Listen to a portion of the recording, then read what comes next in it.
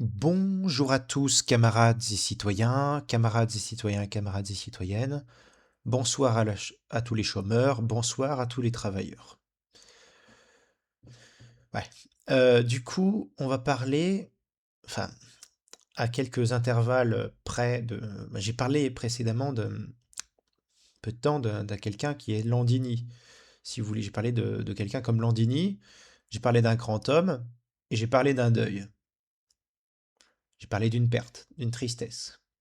Et là, je vais parler d'un petit homme, littéralement, et d'une joie, hein. Et au passage, joyeux anniversaire, parce que l'article en question, c'est le très beau cadeau d'anniversaire. C'est un article de Georges Gasto et condamnation de Sarkozy, en fait. Condamnation de Sarkozy. Si vous voulez, ça, pour moi, c'est du petit lait. Petit lait, Sarkozy, petit lait. Bon, voilà. Mais bon, Sarkozy est cuit. Ah, ouais, faut quand même se rendre compte de ça. Euh, Sarkozy est cuit. Euh, voilà, il est cuit, cuit, cuit, cuit. Euh, et ça, c'est un article de Georges Guesto dont on va parler, euh, qui s'intitule ni plus ni moins à propos d'un délinquant enfin sanctionné par Georges Guesto, fils de résistant. Donc c'est un article du 25 septembre 2025. C'est pour ça que je dis joyeux anniversaire. C'est l'un des plus beaux cadeaux d'anniversaire qu'on ait pu me faire. Voilà. Si vous voulez me souhaiter bon anniversaire, avec un peu de retard, voilà, ben, pensez-y à cet article-là. C'est des nouvelles, c'est des nouvelles qui sont du petit lait pour des petits laits. Bon, bon, des petits qui font des choses très laides. Voilà. Du coup, on va parler de cet article à propos d'un délinquant enfin sanctionné par Georges Guesto, fils de résistant. Par Georges Guesto, le 25 septembre 2025. C'est un petit article, pas très long. Voilà. Enfin, le jugement vient d'être prononcé après 12 années de péripéties judiciaires. Un jeune en colère renversant une poubelle durant une manif n'attendant pas si longtemps pour finir au trou. Les flagrants délits ne sont pas faits pour les chiens. Déjà condamné pour les pitoyables affaires Big Malion et Bismuth, le multidélinquant Sarkozy, l'homme qui prétendait jadis balayer les racailles et dont le parti, les LR de Retailleau évoqué, ose encore s'afficher comme le parti des honnêtes gens, vient d'écoper avec effet immédiat, comme la première Marine Le Pen venue, de plusieurs années de prison pour association de malfaiteurs, découpé avec effet immédiat, comme la première venue, Marine Le Pen venue, de plusieurs années de prison pour association de malfaiteurs visant à une entreprise de corruption par un État étranger. Avant d'approfondir la réflexion sur ce que signifie pour la grande bourgeoisie hexagonale en général et pour les dirigeants LR en particulier la sentence que vient tardivement de frapper Sarko, tardivement de frapper Sarko, la tendance qui vient tardivement de frapper Sarko, rappelons de fait qu'ils ne sont pas mineurs et que thèse pieusement, pardon, et que taisent pieusement les médias d'État de la presse Bolloré Bernard Arnault. Avant d'approfondir la, Avant d'approfondir la réflexion sur ce que signifie pour la grande bourgeoisie hexagonale en général et pour les dirigeants LR en particulier la sentence qui vient de frapper Sarko, rappelons deux faits qui ne sont pas mineurs et que taisaient pieusement les médias d'État et la presse Bolloré Bernard Arnault.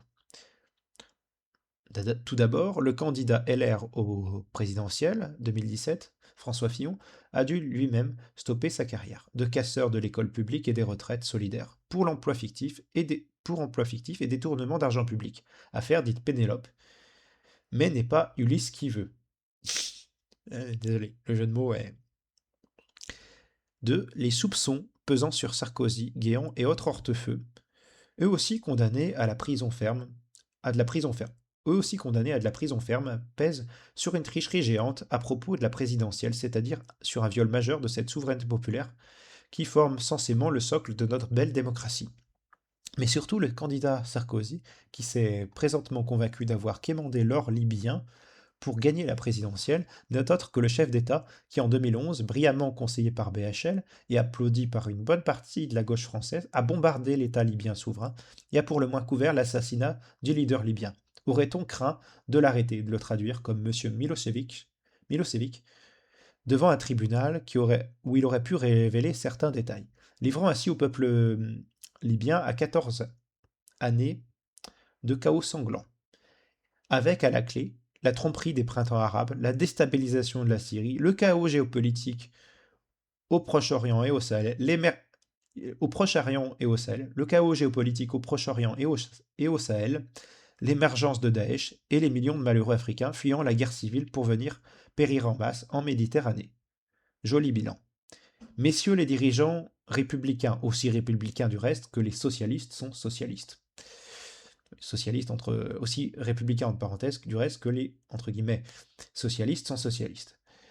Que ce soit à l'international ou sur le plan national, où la Ve République n'en finit pas, la Ve irrépublique n'en finit pas, sous la férule de ses maîtres de l'ODEF, sous la férule de ses maîtres du MEDEF, de l'UE et de l'OTAN, sous la férule de ces maîtres du MEDEF, de l'UE et de l'OTAN, de pourrir sur pied en entraînant la France dans le gouffre. Excusez-moi de temps en temps si je mâche quelques mots. Euh, je suis fatigué. Deux, il y a parfois des coquilles dans l'orthographe et la grammaire de certains articles de l'initiative communiste. Voilà. Plus globalement, la nouvelle condamnation de l'histrion antisocial et antinational, Sarko l'américain, disait-on à l'époque, Sarkozy, montre la déliquescence d'un régime qui ne survit, on continue du coup, plus, plus globalement, plus globalement, la nouvelle condamnation de l'histrion antisocial et antinational Sarko l'américain, disait-on à l'époque, Sarkozy montre la déliquescence d'un régime qui ne survit de- qui ne se survit depuis 40 ans qu'en violant la volonté populaire, le non français à la Constitution européenne par exemple, qu'en ébordiant les gilets jaunes par dizaines, qu'en excitant à la croisade russophobe continentale, qu'en accélérant la dissolution de la France dans l'UE atlantique, et qu'en fascisant le pays à triple tour. Combien de lois liberticides déjà ont-elles été adoptées sous Sarko, Valls, Keltestaner, Darmanin et maintenant Retailleau?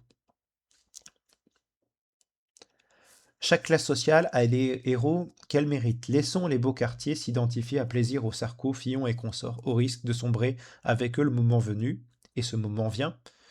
Quant à nous, France des travailleurs, qui répondront toujours des noms de Jaurès, Louise Michel, Robespierre et Croizat, c'est en Léon Landini, le glorieux FTP-MOI et président du PRCF récemment décédé, c'est en Pierre Pranchère, en Marcel Germini, en Hermine Pulver-Macher, en Simone Vachon, en Henriette Dubois, en Georges Hage, en Jeanne Colette, en Maria Delvaux et en tous les autres anciens résistants et intègres défenseurs de la paix mondiale, de la patrie renaissante et du monde du travail que nous trouvons, que nous nous trouvons fiers, que nous nous trouvons fièrement.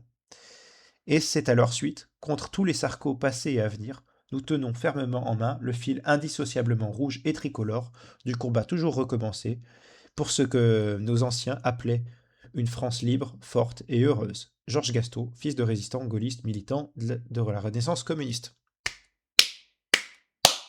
Entièrement d'accord. Bon, évidemment, je critique le côté bon antifascisme un peu folklorique. Voilà, pour moi, je suis sur la ligne d'analyse à la Dimitrov, de classe, et je crains la dérive gauchiste de l'antifascisme, sachant qu'on n'est plus dans les années 30 et que, voilà, pour ceux qui nous parlent de fascisme. Sur les lois de la liberticide, il faudrait qu'il précise quelles sont-elles. Et il y en a, mais on n'a pas de traces de ce qu'il dit. Faudrait qu'il donne des exemples, ce serait plus probant. Sarkozy, oui, c'est quelqu'un qui a flingué Kadhafi. C'est marrant parce qu'en fait, le mec disait vous en voulez plus de la racaille. Bon, qu'il fait pas. Il y a la racaille d'en bas et la racaille d'en haut, hein. C'est-à-dire qu'il y a des lumpen des délinquants, des criminels, et vous avez la racaille à col blanc, vous avez le patronat, vous avez ce genre de mafia. Et ces gens-là valent pas mieux, hein. Les gens qui, à cause de qui nous avons des SDF dans la rue, des gens qui crèvent de faim, des gens qui sont au chômage, ce sont les bourgeois. Et les bourgeois sont des criminels de ce point de vue-là, hein. La bourgeoisie, le patronat est criminel. Donc il y a deux racailles, hein. Il y a la racaille, voilà. Et vous voulez sûrement pas se débarrasser de la racaille à col blanc, hein. Si la racaille d'en bas existe, c'est parce qu'il y a une racaille d'en haut, pour ceux qui nous parlent de racaille. Pour un mec qui nous parlait de sécurité et de lutte contre l'immigration, je rappelle que Sarkozy, en flinguant la Libye, ben, a causé une déstabilisation géopolitique majeure qui a entraîné les dites migrations. Parce que quand votre maison n'existe plus, quand votre pays est en guerre, quand on a détruit votre chez vous, vous essayez de vivre là où vous pouvez. Donc parfois, vous vous barrez de votre pays pour essayer de ne pas crever. Euh, et ça se passe pas toujours bien l'intégration aux questions immigration, mais quand vous avez un de vos chefs d'État qui se met à faire soit à suivre les Américains, soit à vouloir couvrir ses comptes de campagne à un tel point qu'il veut flinguer un régime politique qui est coupable de lui avoir filé des thunes, avoir filé des mallettes, et qu'il vous dit ouais mais on va lutter contre l'immigration. Il vous ment, hein. Quand vous détruisez un pays entier, que sa population est obligée de fuir, que vous provoquez d'autres conflits autour éventuellement, eh ben vous ne stabilisez pas la question migratoire et pas la question sécuritaire non plus déjà. C'est une bêtise son nom, le cas de Sarkozy. Sarko l'américain, parce que c'est quand même le mec, c'est président bling bling, hein. Euh, Moi, je me rappelle de la gauche qui manifestait contre Sarkozy, la gauche de mon enfance. Ça, c'était une gauche pour laquelle je les estime. Même si moi, j'ai pas connu la gauche. Moi, j'ai pas connu l'usage du franc comme monnaie. J'ai pas connu une France sans Union européenne, si vous voulez. Voilà, je suis pas assez vieux pour ça. Euh, j'ai j'ai connu la France occupée par l'Union européenne, si vous voulez, quelque part. J'ai pas connu la souveraineté de la France. Euh, voilà, je dis ça. Voilà, et voilà, j'ai pas connu ça, la souveraineté de la France.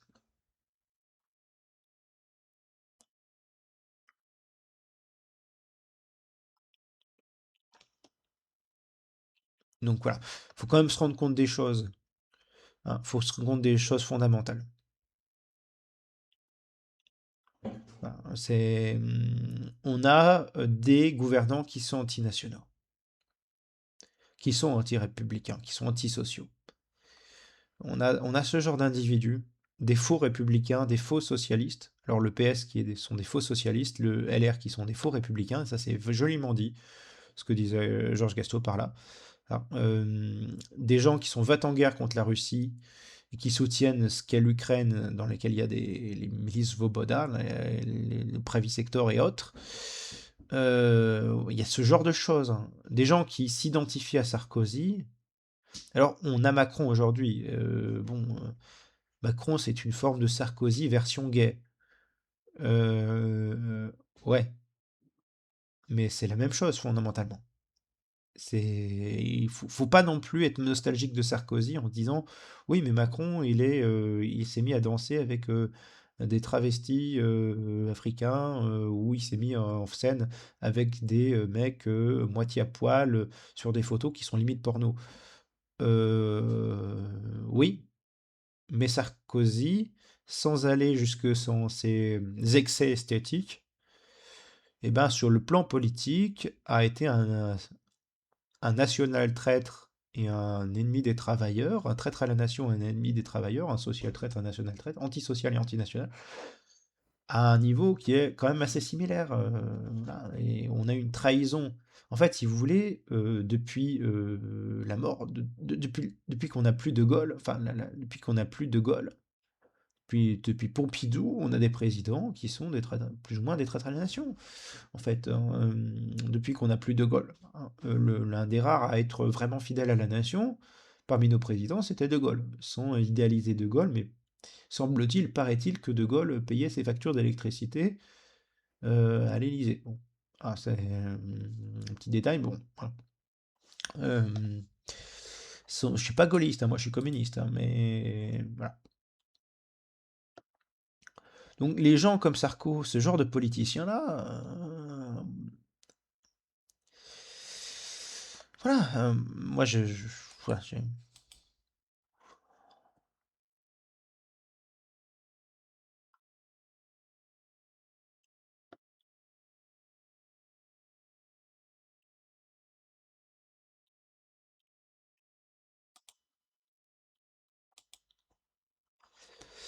voilà, on en est à ce niveau-là de, on est un État qui est plus indépendant. Ouais. Souveraineté populaire, si vous n'avez plus de souveraineté nationale, voilà. Brillamment conseillé et appuyé par une bonne partie de la entre guillemets gauche, hein. Ouais. Euh, on pourra donner toujours des leçons de démocratie à Kadhafi, qui pensait être le régime le plus démocratique qui soit. Parce que Kadhafi, qui est un peu spécial, disons, imaginez avoir établi une démocratie directe dans son pays. Bah, si c'était un régime autoritaire, mais il avait imaginé un système de conseil un peu bizarre. Ouais, mais il y avait une souveraineté nationale. Il n'était pas dans l'Union européenne, Kadhafi. C'était pas une plutocratie au sens où on entend en France. Bon, il y avait peut-être la famille Kadhafi qui, bon, voilà, avec quelques prébendes, mais il y avait des gens qui aimaient bien vivre sous Kadhafi d'un point de vue matériel. Même si le mec était un peu spécial. Bon, après, il s'est mis à dos les imams locaux parce que il avait une interprétation très particulière hier de l'islam, qui donnait quand même plus de droits aux femmes, hein, au passage. Il était traité qu'un peu d'hérétique pour certains. Euh, ouais, enfin, Kadhafi était un peu spécial. Kadhafi était peut-être pas le plus grand démocrate qui soit, mais vous renversez Kadhafi, vous avez des islamistes. Vous renversez Saddam Hussein, qui au passage est plus laïque que Kadhafi. euh, vous avez des islamistes qui prennent la place, hein. Voilà. Il y a des gens qui ont le devoir qui se donnent le droit et le devoir d'ingérence dans des pays dans lesquels vous avez des régimes, pas forcément des régimes entre guillemets démocratiques, si vous voulez, quoi qui, voilà, enfin, spécial, et qui donnent ce droit-là de s'ingérer, de renverser des pays en disant ouais mais c'est des méchants que c'est des méchantes dictatures qui ont ce prétexte-là. Résultat, ils déstabilisent une région du monde entier. Ils créent le chaos et c'est les islamistes qui prennent le pouvoir. Au nom de la démocratie, on va laisser les islamistes prendre le pouvoir. On va détruire un régime politique stable pour faire en sorte que les islamistes prennent le pouvoir. Dans le cas irakien, c'était pour que les Américains aient du pétrole pour pas cher. Dans le cas libyen, c'était pour que Sarkozy cache des histoires de comptes de campagne. Voilà, c'est à ce niveau-là. Enfin, voilà. La dissolution de la France dans l'Union européenne, moi, j'ai pas vécu une France libre de l'Union européenne. J'ai pas eu cette chance-là. Hein, donc voilà. Euh, j'ai dû m'y sensibiliser même à cette question-là, parce que il y a une époque où j'étais sur le socialisme, sur l'idée de socialisme, de communisme, mais sans m'interroger spécialement sur la question de l'Union européenne. Et j'ai dû me sensibiliser à cette question, parce qu'il y a quand même les logiques de libre-échange qui sont liées à ça. Hein, voilà, faut quand même se rendre compte des choses.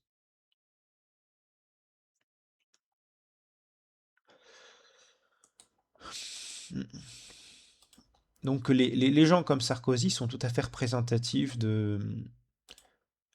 Même pas des petits tyrans, mais pas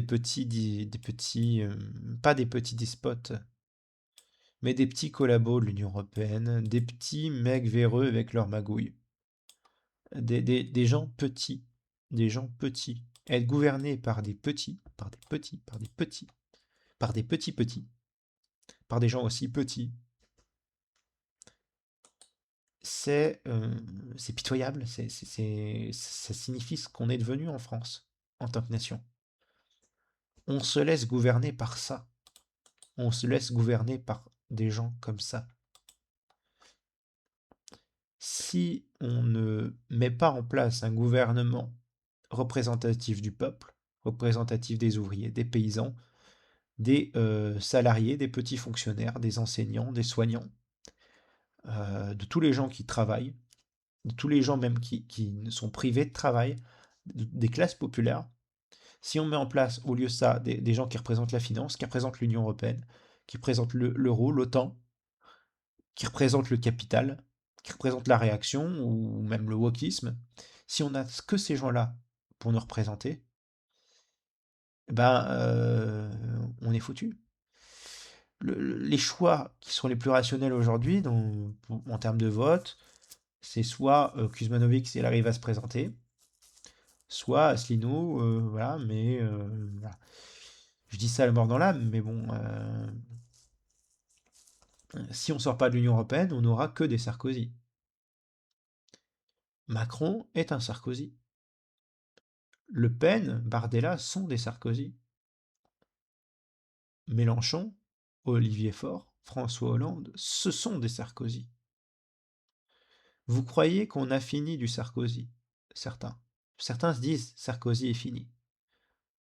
Mais le problème, c'est que des gens de la trempe de Sarkozy, qui vont vous faire des grandes déclarations sur la racaille, ou sur, voilà, ou sur le fait qu'ils sont des honnêtes gens, eh ben, qu'ils soient à gauche ou à droite, si vous voulez, ces gens-là, eh ben, ils vont vous, vous mentir, vous escroquer. Voilà. C'est marrant qu'ils se disent honnêtes gens. Ben, quand on sait ce qu'est l'UMP, ce qu'est le LR, honnêtes gens, il y a mieux hein, comme exemple. Un Balkany, honnêtes gens. Tu vois, enfin, Estrosi, on pourrait à la limite dire hein, à ce niveau-là, en faisant des jeux de mots. Honnêtes gens. Jean-Marie Le Pen avec l'affaire Hubert Lambert. Enfin, voilà, enfin, il y a pas mal de gens, hein, l'affaire Lafarge hein, pour le Rassemblement national, le Front national pour les affaires, les usines en Syrie, ça ne leur engageait pas de faire copain-copain avec des islamistes. Ah, honnêtes gens, hein, bien sûr, bien sûr, bien sûr, des honnêtes gens. On a toute une droite qui nous parle d'honnêtes gens. On a une gauche qui fait pas mieux, qui nous ment, qui nous parle, qui se paie la tête du peuple. Mais honnêtes gens, mais en quoi vous êtes des honnêtes gens? Vous avez passé votre temps à magouiller. Ces gens-là ont passé leur temps à magouiller, à mentir, à voler, à escroquer, à défendre les pires spéculateurs et financiers, à défendre la trahison de la nation, à flinguer les services publics. Et ils nous osent nous parler des honnêtes gens. Voilà, mais les honnêtes gens, c'est les travailleurs. Les vrais honnêtes gens. Les vrais honnêtes gens, c'est les travailleurs. Les vrais honnêtes gens, c'est ceux qui se battent pour avoir leur pain. Les vrais honnêtes gens, c'est ceux qui parfois n'arrivent pas à avoir leur pain et qui parfois dorment dans la rue et font ce qu'ils peuvent. Les honnêtes gens, c'est le prolétariat, pas la bourgeoisie qui réduit le peuple à la misère. Voilà la vérité. Les honnêtes gens ne sont pas ceux qui sont présentés par ces gens-là. Voilà. Voilà, faut dire les choses. Bon, je ferai une petite critique. Arrêtez de me citer Louise Michel, le drapeau noir, c'est pas mon truc. Mais bon, elle était quand même courageuse. Louise Michel. Mais Jaurès, Robespierre, là, c'est génial. Voilà. Sinon, prenez soin de vous. Raison, égalité, solidarité ou la mort, nous vaincrons. La patrie ou la mort, nous vaincrons.